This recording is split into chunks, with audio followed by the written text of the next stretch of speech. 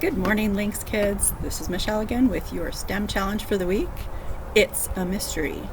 So we're going to start talking just briefly about the greatest mystery of all, our brains, because that's what we're going to use for this mystery. So our brains are an amazing mystery. They're completely powerful. So everybody knows, most people know, the different storage units that computers have. It's important for your games, different things, right? You run out of storage, you can't play your game. So our brains, our whole brains, have over 2.5 million gigabytes of data storage. So just think about that. Your phone might have like a gigabyte. It's pretty amazing. So the things about our brain and our imagination and our perception is that they're all connected.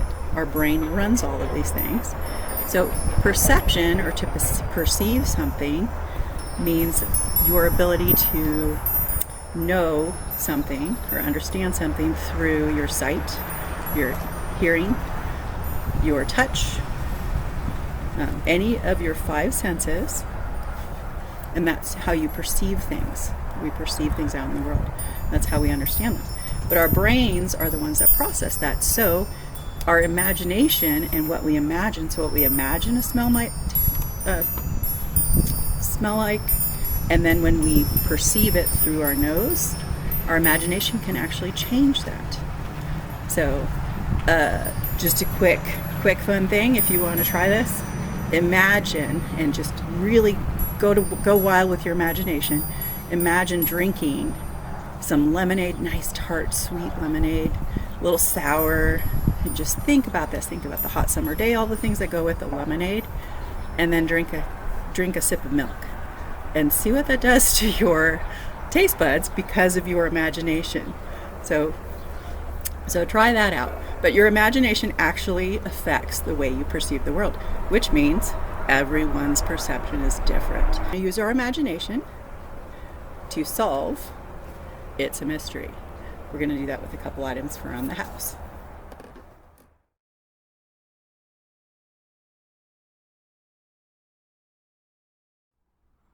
So, with no further ado, welcome to It's a Mystery. So, in your mystery, you are a world famous detective. You are going to solve a mystery from clues.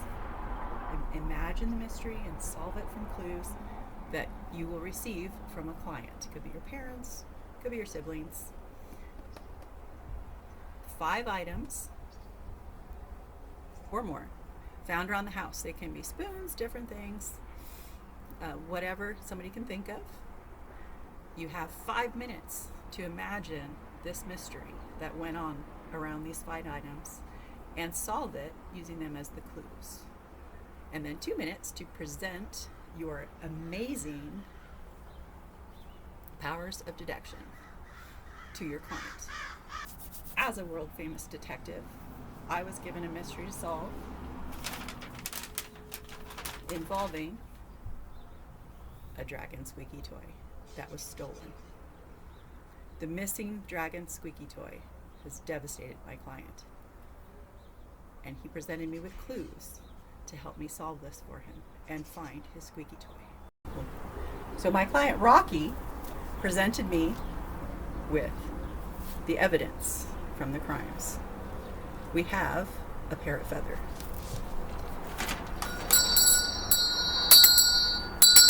a unicorn bell,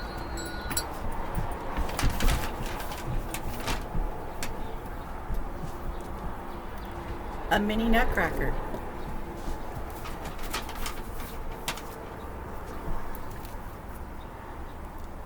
a feather pen,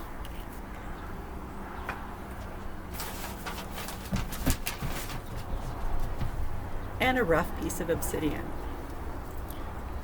From these clues, I had to determine what happened to the squeaky toy. I looked through the clues and thought about this. Since they seem like random items, after questioning the client, I found that the nutcracker had been moved from the other nutcrackers in the collection. Nobody in the house had done it. So someone had inspected the interesting nutcracker and moved it away from the big nutcrackers. At the time of the theft, someone heard the bell ring. It has to be picked up to ring. The piece of obsidian was not part of the rock collection before. It was added to the rock collection. So it was a new item that was added. And the feather pen was found next to an illegible note. So somebody scrawled something on there, but we couldn't read it. So nobody could figure out what happened. The parrot feather was the biggest mystery, but it helped us to solve what happened to the squeaky toy. So as we deduced, only Rocky's cousin would be outrageous enough to wear this parrot feather in their hat. Rocky's cousin must have shown up, rang the bell, nobody appeared, wrote a note saying he was going to borrow the squeaky toy, looked around, inspected his favorite nutcracker, left Rocky a present of an obsidian rock, and then left with the aforementioned squeaky toy. So as I presented this to my client, he decided that that was the most likely scenario to happen. So we called Rocky's cousin to see if he indeed had the squeaky toy. So, sure enough, Rocky's cousin had borrowed the squeaky toy. Mystery solved, and one happy client. For your mysteries, I challenge you to figure something out what happened and how you solved it from your clues that you find around the house. Have lots of fun, and we will see you next week.